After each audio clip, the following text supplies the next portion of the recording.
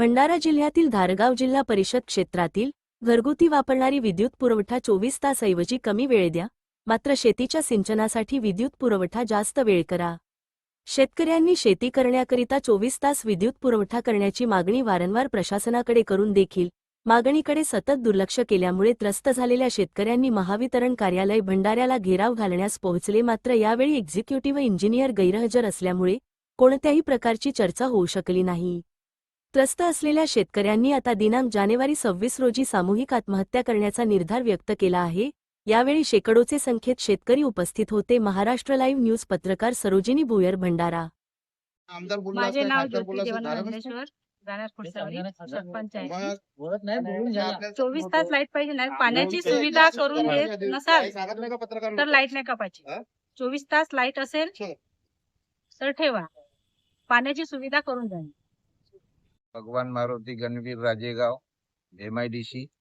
आम्हाला सिंचनाची व्यवस्था नसल्यामुळे आम्ही 24 तास लाईन कापू देणार नाही आणि आम्हाला 24 तास लाईनची गरज आहे, एवढे बोलून माझे किरेपुंजे खुटसावरी येथील शेतकरी असून आमच्या गावामध्ये MECB वाल्यांनी 8 घंटे लाईट ठेवण्याचे आदेश दिले आहेत आणि कामही चालू केलं आहे। त्याचं काम आम्ही थांबवलं आहे आणि आम्हाला 24 घंटे लाईट असल्याशिवाय आमची शेती पिकत नाही।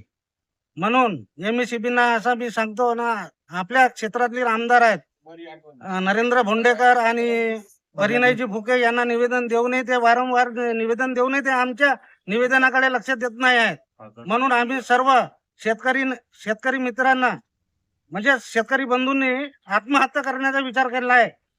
आम्हाला सिंचनाची व्यवस्था करून द्या, आम्हाला सिंचनाची व्यवस्था करून द्या, अन्यथा 24 तास लाईट पाहिजे। येत्या 26 जानेपर्यंत अगर लाईन पूर्ववत 24 घंटे जरी नाही केला यांनी तर सर्व शेतकरी मिळून आम्ही सामूहिक आत्महत्या करणार आहोत।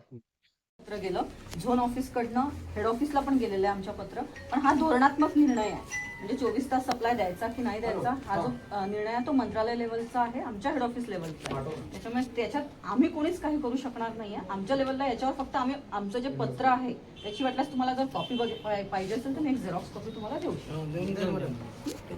पण तोपर्यंत काम थांबवा ना मॅडम। ते काम थांबवण्याबद्दल तुम्हाला AC साहेब सांगू शकता। आता AC साहेबांचा फोन होता नाही तोपर्यंत माहिती आहे का काम थांबवून सध्या काम थांबलं आहे कारण आम्ही रोखीत ठेवलं आहे त्याच्यामुळे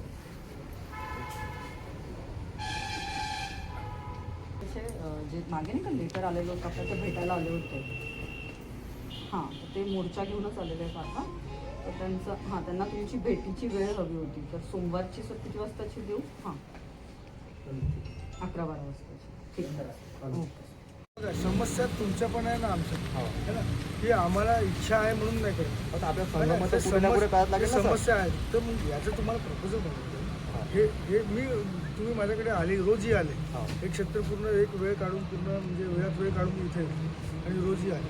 त्यासाठी तुम्हाला प्रपोजल बनावं लागेल। त्या प्रपोजलचं ऑफिसमध्ये पाठपुरावा आम्ही करू आणि त्याच्यानंतर काय डिस्कशन निघेल ते डिसिजन घेणारे अथॉरिटी ते आहे। प्रपोजलसाठी सर आम्ही तुम्हाला नाही वाटत नाही पाहू शकतो प्रपोजल सांगायचं नको आम्हाला काही